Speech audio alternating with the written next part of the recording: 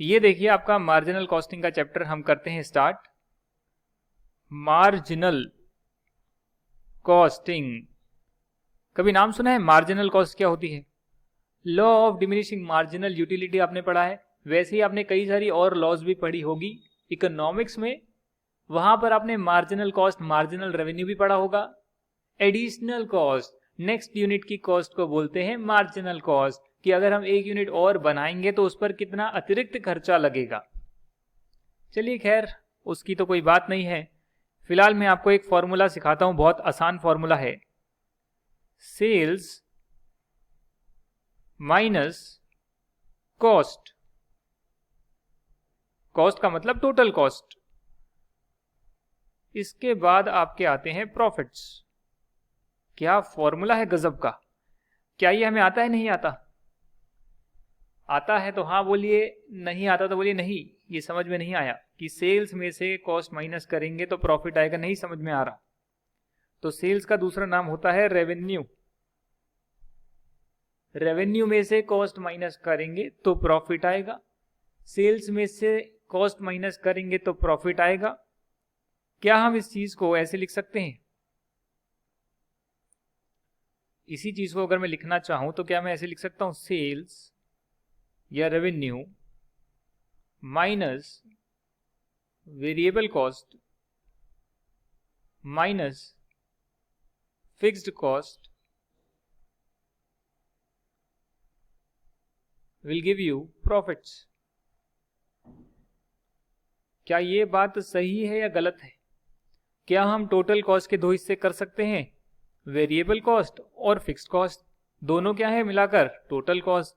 अगर मैंने total cost के दो हिस्से कर दी है और ऐसे लिख दिया कि सेल्स में से वेरिएबल कॉस्ट और फिक्स्ड कॉस्ट माइनस कर कर प्रॉफिट आएगा, तो क्या इससे कुछ फर्क पड़ेगा? The answer is no. बस आपने ब्रेकअप शो कर दिया, और तो क्या था?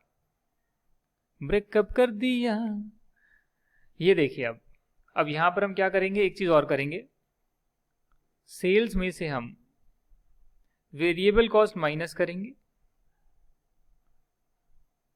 और उसके बाद हम फिक्स्ड कॉस्ट माइनस करेंगे, तो आपके पास जो है प्रॉफिट आएंगे। सही बात है, कोई गलत तो नहीं है। बस सेल्स में से जो हम वेरिएबल कॉस्ट माइनस करते हैं उस चीज का हमने एक नामकरण कर दिया, contribution margin. Fixed cost minus करेंगे और प्रॉफिट आएगा, यानी कि सेल्स में से टोटल कॉस्ट माइनस करेंगे तो भी प्रॉफिट आएगा, सेल्स में से variable cost fixed cost minus कर देंगे तो भी प्रॉफिट आएगा, सेल्स में से वेरिएबल कॉस्ट माइनस करेंगे तो उसको हम कंट्रीब्यूशन बोलते हैं, और कंट्रीब्यूशन में से फिक्स्ड कॉस्ट माइनस कर देंगे तो भी प्रॉफिट आएगा। बात समझ में आ गई या नहीं आई ये बताइए। अगर ये बात आपको समझ में आ गई है तो यहां पर जरा गौर करिएगा कि कितना कंट्रीब्यूशन मार्जिन आपका आना चाहिए कि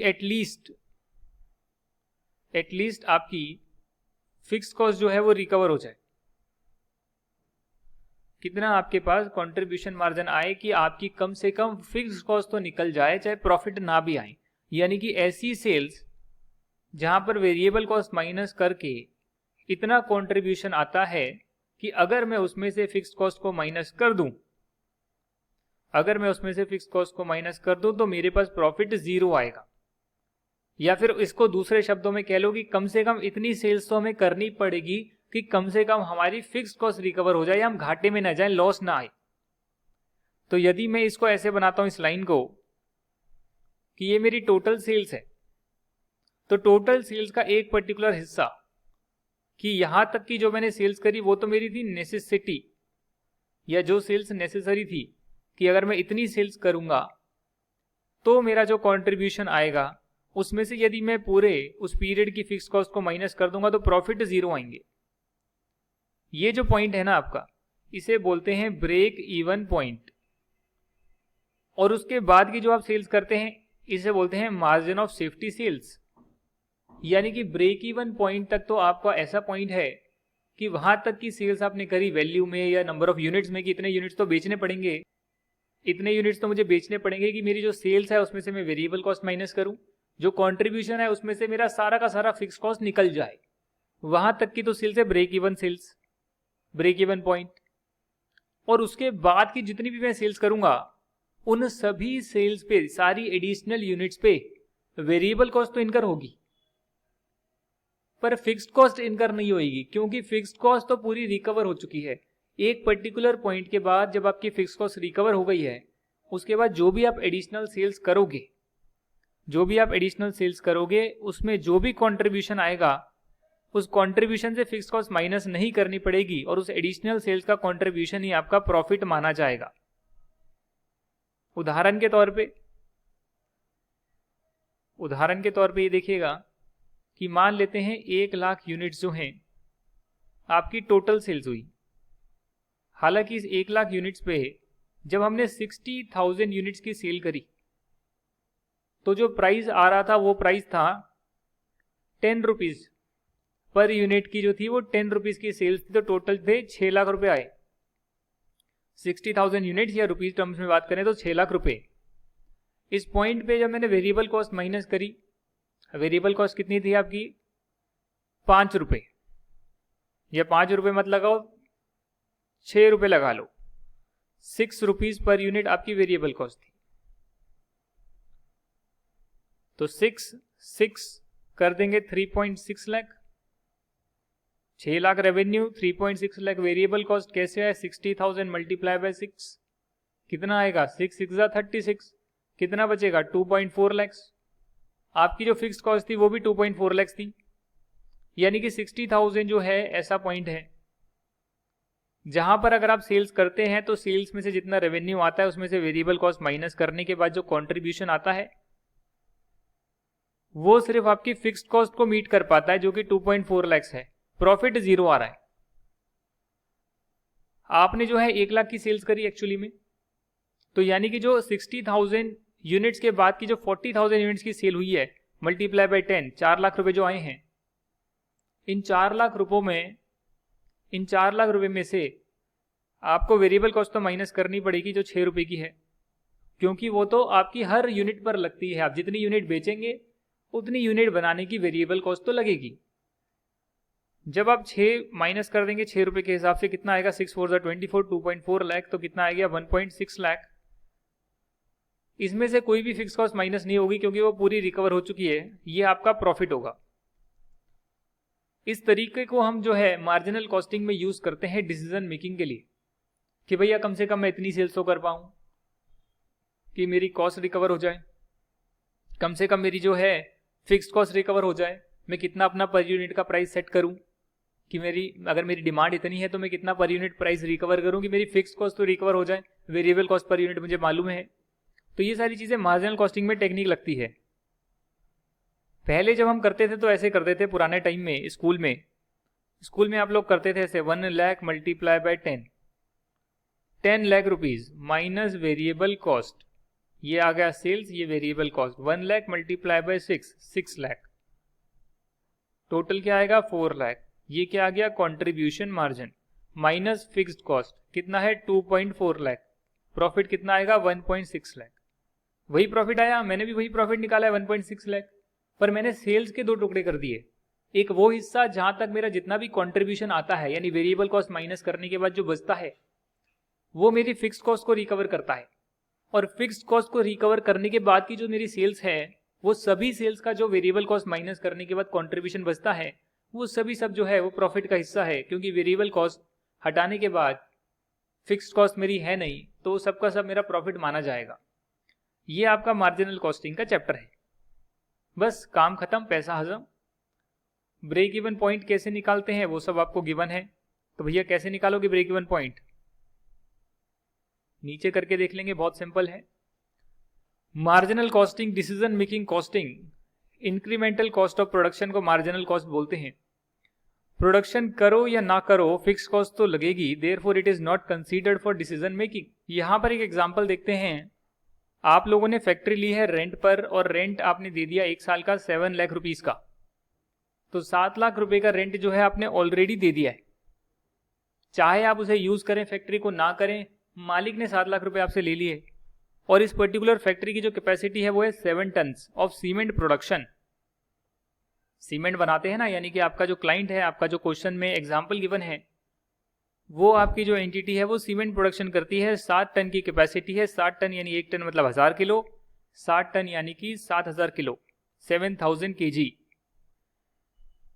1 kg ऑफ सीमेंट जो है उसकी वेरिएबल कॉस्ट आती है 20 रुपये, रुपीज लिख लेना यहाँ पे।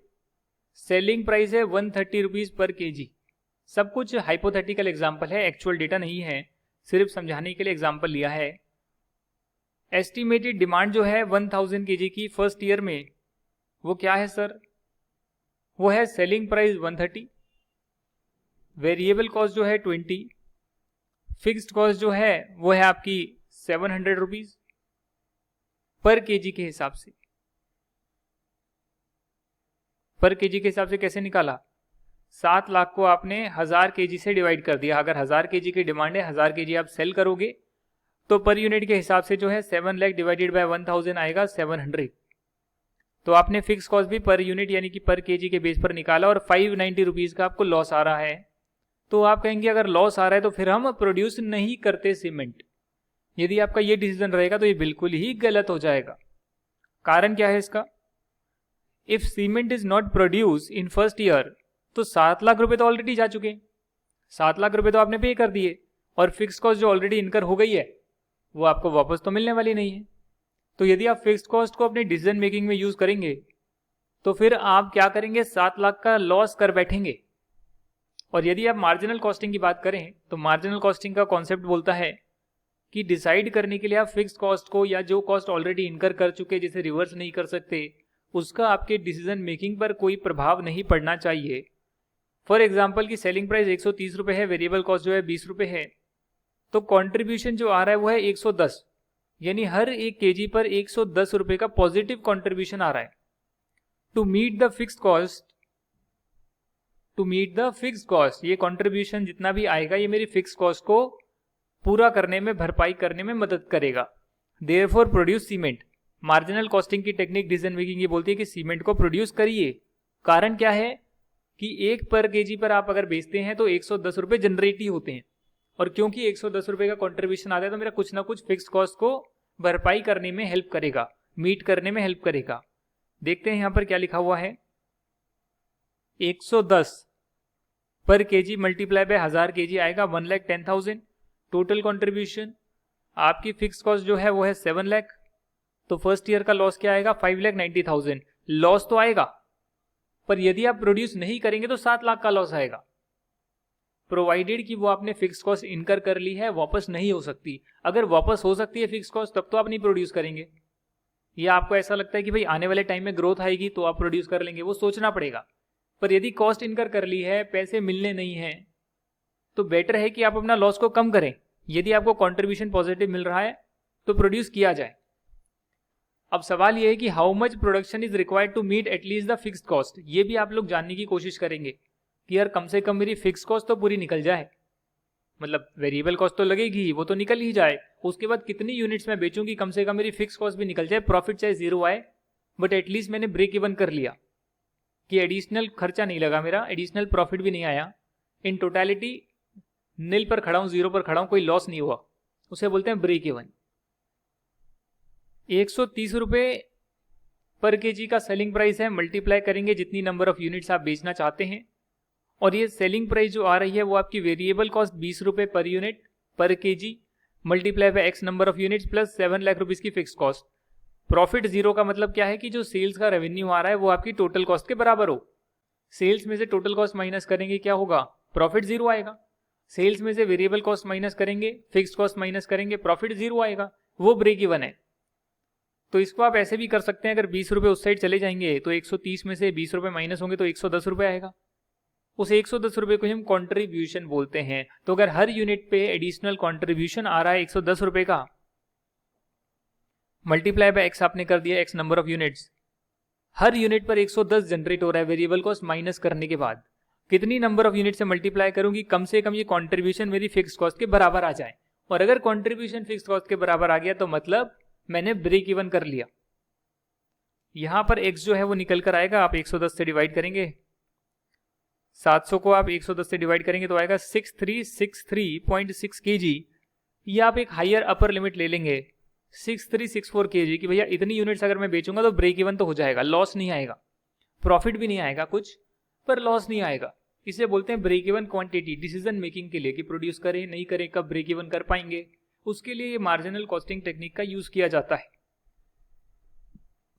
If company produces at full capacity, अगर कंपनी 7000 kg बना लेती है तो जो फर्स्ट 6364 kg होंगे, या फिर आप कह सकते हैं कि 63.6 kg होंगे, मतलब कहने का मतलब कि 6363 और 6365 और उसके बाद वाली kgs जो बीच की बच गई है 6364 fourth, 1 unit 2 unit 3 unit, 6364 unit जो होगी उसका 0.6 हिस्सा जो जाएगा वो आपके फिक्स कॉस्ट को मीट करने में जाएगा, जो बाकी का 0.4 हिस्सा जाएगा वो आपका प्रॉफिट को कंट्रीब्यूट करने में जाएगा। और 6365 और उसके बाद वाली जितनी यूनिट्स आप बेचेंगे, अगर आप पूरी 7000 kg बेचते हैं तो वो सारी का जो कंट्रीब्यूशन होगा वो आपका प्रॉफिट होएगा। ये मैं आपको ऑलरेडी भी करवा चुका हूं, अभी एग्जांपल मैंने आपको दिया था यहां पर। तो 6364 kg जो है वो हेल्प करेगा फिक्स कॉस्ट को मीट करने में, और बाकी की जो यूनिट्स आएगी 636 kg वो प्रॉफिट जनरेट करने में हेल्प करेगी। कंट्रीब्यूशन क्या है? Selling price minus variable cost आपका कंट्रीब्यूशन होता है, और उसका जो है 636 kg का जो बाद वाली यूनिट्स है उनका कंट्रीब्यूशन जो है वो सारा का सारा प्रॉफिट जनरेट करेगा, क्योंकि इससे पहले की जो यूनिट्स थी उसका कंट्रीब्यूशन ने धीरे धीरे कर फिक्स कॉस्ट को जीरो कर दिया।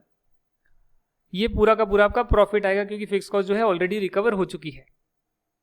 आप चाहें तो ऐसे भी कर सकते हैं, जैसे सेल्स है उसमें से 7000 kg की सेल करते हैं, 130 पर kg का अमाउंट है, टोटल सेल्स आएगी, मल्टीप्लाई करने के बाद 9,10,000 कैलकुलेटर पे करो, मल्टीप्लाई करके देखो, चेक करके देखो। फिर आप उसमें से वेरिएबल कॉस्ट को माइनस कर पाएंगे जो कि 20 रुपए की है पर kg। तो वेरिएबल कॉस्ट माइनस होने के बाद आपके पास कंट्रीब्यूशन आएगा, कंट्रीब्यूशन में से फिक्स कॉस्ट माइनस करेंगे तो प्रॉफिट आएगा। यानी अगर आप फुल कैपेसिटी पे चलाते हैं तो 70,000 का प्रॉफिट आएगा।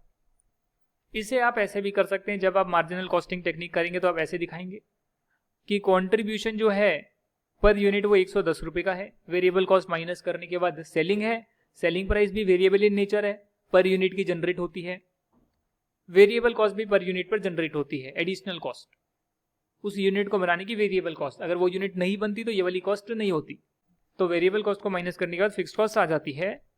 ब्रेक इवन क्वांटिटी आपने निकाल ली 6363.6 kg, एक्चुअल सेल्स आपने करी 7000 kg, तो मार्जिन ऑफ सेफ्टी सेल्स कितनी हो गई, यानी एक्स्ट्रा सेल्स बोलते हैं ना, ब्रेक इवन पॉइंट के बाद की सेल्स कितनी हो गई भाई 6363.6 kg तो आपकी ब्रेक इवन है।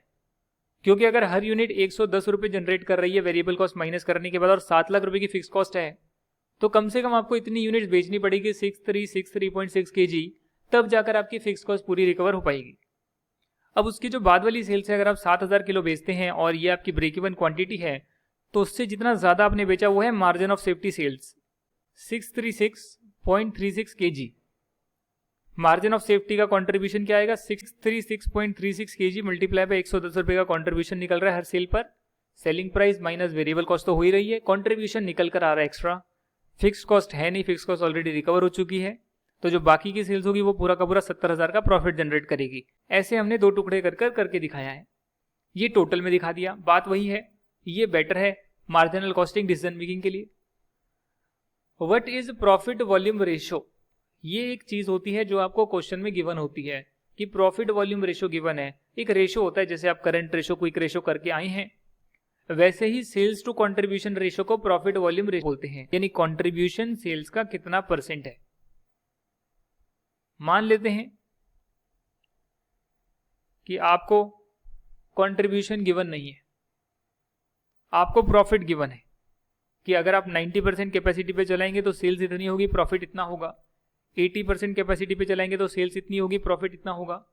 तो कंट्रीब्यूशन गिवन नहीं है, वेरिएबल कॉस्ट फिक्स कॉस्ट का ब्रेकअप गिवन नहीं है, तो उस केस में आप चेंज इन प्रॉफिट ले लेंगे, क्योंकि चेंज जब आप लेंगे तो फिक्स्ड कॉस्ट जो यहां पर आ रही है और जो फिक्स्ड कॉस्ट यहां पर आ रही है, जो टोटल कॉस्ट के अंदर छुपी हुई है, वो फिक्स्ड कॉस्ट तो दोनों में सेम है।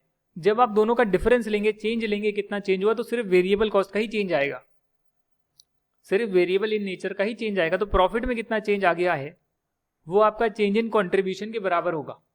आप चाहे करके देख सकते हैं एग्जांपल में, आप एग्जांपल में करके देख सकते हैं, और चेंज इन सेल्स से आप यहां डिवाइड कर देंगे, मतलब या तो कंट्रीब्यूशन सेल्स का कितना परसेंट है वैसे देख लीजिए, और अगर कंट्रीब्यूशन अवेलेबल नहीं है तो change in profit divide by change in sales multiply by 100 आपका फॉर्मूला आ जाएगा। यहाँ पर ज़रा देखते हैं, जो 6-7 क्लास में पढ़ते हैं बच्चे, ज़रा हम दोबारा से पढ़ने की कोशिश करते हैं, शायद हमें समझ में नहीं आया इसलिए। 1 लाख यूनिट्स हमने बनाई है, ये एक हमारा लेवल है कि अगर हम प्रोडक्ट की 1 लाख यूनिट्स को बेचते हैं तो प्रोडक्ट की प्राइस है 10 रुपये पर केजी। जो इसकी वेरिएबल कॉस्ट है, सेलिंग प्राइस आगे जो वेरिएबल कॉस्ट है वो है आपकी 6 रुपये पर केजी। जो आपकी फिक्स्ड कॉस्ट है वो है 2.4 लाख रुपीज़। यदि आप 2 लाख बेचते हैं तो वहाँ पर जो है 10 रुपये पर केजी के हिसाब से बिकेगा। वेरिएबल कॉस्ट जो है वो 6 रुपये पर केजी है। फिक्स्ड कॉस्ट जो है वो 2.4 लाख रुपीज़ है। यहाँ पर ज़रा करते हैं हम कितना प्रॉफिट आता है, यहाँ पर देखते हैं कितना प्रॉफिट आएगा। 1 लाख मल्टीप्लाई बाय 10 आप करेंगे तो आएगा 10 लाख रुपीज़। यहाँ पर आएगा 20 लाख रुपीज़। ये आपकी है सेल्स। इसमें से वेरिएबल कॉस्ट को माइनस करेंगे। जब वेरिएबल कॉस्ट माइनस करेंगे 6 लाख रुपए और यहाँ पर माइनस करेंगे 12 लाख रुपए, तो आपके पास कंट्रीब्यूशन आएगा। यहाँ पर 4 लाख, यहाँ contribution 8 lakh. Fixed cost minus करेंगे 2.4 लाख, यहाँ भी 2.4 लाख, तो यहाँ निकल कर आएगा 1.6 लाख का प्रॉफिट। और यहाँ पर जो प्रॉफिट निकल कर आएगा वो करीब करीब आपका आएगा, कितना आएगा, 5.6 लाख। यहां तक की बात क्लियर है? तो ये देखिएगा, कंट्रीब्यूशन सेल्स का 40% है। कंट्रीब्यूशन जो है 8 लाख वो सेल्स का 40% है। पर यदि आपको कंट्रीब्यूशन गिवन नहीं होता है, सेल्स मालूम है, आपको प्रॉफिट मालूम है, तो सेल्स और प्रॉफिट से नहीं निकाल सकते क्योंकि यहाँ फिक्स कॉस्ट भी माइनस करी हुई है। हालांकि अगर आप चेंज इन प्रॉफिट लेंगे 5.6 lakh minus 1.6 lakh, change in profit कितना है बताइए, 4 लाख। चेंज इन सेल्स कितना है, 10 लाख। रेशो क्या आएगा, 40%। ये समझाने की कोशिश कर रहा था मैं कि यदि आपको कंट्रीब्यूशन मालूम है तो contribution by sales multiply by 100 profit volume ratio निकाला जा सकता है। पर यदि आपको कंट्रीब्यूशन नहीं मालूम है, प्रॉफिट मालूम है, तो प्रॉफिट में फिक्स कॉस्ट माइनस करने के बाद आया है। प्रॉफिट का रेशो नहीं लेना, कंट्रीब्यूशन का रेशो लेना है। तो अगर आपको प्रॉफिट 2 लेवल्स पर गिवन है उस पर्टिकुलर प्रोडक्ट का, तो फिक्स कॉस्ट तो यहां भी माइनस हो रही है, यहां भी माइनस हो रही है। बैलेंस आपका आता है चेंज इन कंट्रीब्यूशन। कर आप चेंज इन प्रॉफिट रहे हैं, but change in profit change in contribution के बराबर आ रहा है। और change in contribution divide by change in revenue multiply by 100, तो भी आपका कंट्रीब्यूशन मार्जिन आएगा। If 2 products are produce in 1 factory, then how to find, अच्छा ये बाद में आएगा, पहले ये देख लेते हैं वेरिएबल कॉस्ट का क्या रेशियो होगा। देखिए, अगर 100 में से 40% आपका कंट्रीब्यूशन है तो इसका मतलब 60% आपकी वेरिएबल कॉस्ट है, बात खत्म। 100% में से प्रॉफिट वॉल्यूम रेशियो को माइनस करेंगे तो वेरिएबल कॉस्ट का रेशियो आ जाएगा। ये देखिएगा, यहाँ पे 40% ये है तो 60% ये है, 40% ये है तो 20 लाख का 60% वेरिएबल कॉस्ट है। वेरिएबल कॉस्ट का रेशियो और कंट्रीब्यूशन का रेशियो, तो वेरिएबल कॉस्ट कंट्रीब्यूशन का सम क्या है, सेल्स है, रेवेन्यू है। अगर 2 प्रोडक्ट प्रोड्यूस करते हैं एक फैक्ट्री में और एक सिमिलर मिक्स में प्रोड्यूस करते हैं कि 3 यूनिट ए की बिकेगी, 2 यूनिट बी की बिकेगी, साथ साथ में बिकती है, how to find break even of the composite product जो एक साथ बिकते हैं, कि कितना हम सेल करें कि दोनों प्रोडक्ट को बेचने के बाद हमारे पास जो फिक्स कॉस्ट आए, मतलब कंट्रीब्यूशन आए, वो हमारी फिक्स कॉस्ट को मीट कर ले। एग्जांपल देखते हैं, A limited sales 2 products, Jammu and Kashmir नहीं है, जे एंड के है, ABCDEFGH IJK। अरे वाह, जे के बाद के आता है, जम्मू एंड कश्मीर, वहां भी जे के बाद के आता है। तो जे एंड के 2 प्रोडक्ट हैं। The sales mix are 4 units of J and 3 units of K. ये सेल्स का मिक्स है कि जब ये प्रोडक्ट बिकते हैं तो इंडिविजुअली नहीं बिकते हैं। 4 यूनिट जे की बिकेगी और 4 यूनिट जे और 3 यूनिट के, 4 और 3 का रेशो में बिकेगी, 4:3 के रेशो में बिकेगी। ये सेल्स क्वांटिटी का रेशो है। जो कंट्रीब्यूशन है वो 40 रुपीज पर यूनिट है जे के लिए, की अलग वेरिएबल कॉस्ट होगी वो है 20 रुपए per unit. Definitely selling price भी दोनों की अलग अलग होगी। फिक्स कॉस्ट जो लग रही है वो तो टोटलिटी में लग रही है पूरी फैक्ट्री की, 6,16,000। आप दो प्रोडक्ट बनाते हैं, सेम रेशो में बनाते हैं, आपको बताना है कितने प्रोडक्ट बनाएं कि इनका रेशो भी सेम रहे 4:3 का, और इतना मेरा जो है कंट्रीब्यूशन आ जाए कि फिक्स कॉस्ट निकल जाए, इतना कंट्रीब्यूशन आ जाए कि फिक्स कॉस्ट मेरी निकल जाए। तो उसके लिए हमें कॉम्पोजिट कंट्रीब्यूशन पर यूनिट निकालना पड़ता है, यानी पर प्रोडक्ट नहीं, दोनों का मिलाकर कंट्रीब्यूशन। अगर एक यूनिट बिकेगी तो दोनों से मेरा कितना का कंट्रीब्यूशन आएगा वो देखना होता है। तो उसके लिए हम ये देखते हैं कि भैया ये 40 रुपये का जो कंट्रीब्यूशन आ रहा है ये तब आ रहा है जब 7 में से 4 क्वांटिटी हमारी ये बिकेगी। ये रेशो है, रेशो है ये 4 में से अगर 7 क्वांटिटी मेरी जे की होगी तब जाकर 40 रुपये का कंट्रीब्यूशन आ रहा है। अगर 7 में से 3 क्वांटिटी के की होगी तो 20 रुपये का इसका कंट्रीब्यूशन टोटल आ रहा है। तो दोनों का मिलाकर कितना आ रहा है 31.43। मतलब अगर एक यूनिट बिकेगी पर यूनिट, एक यूनिट अगर बिकेगी तो दोनों का कॉम्पोजिट कंट्रीब्यूशन जो निकल कर आ रहा है वो है 31.43।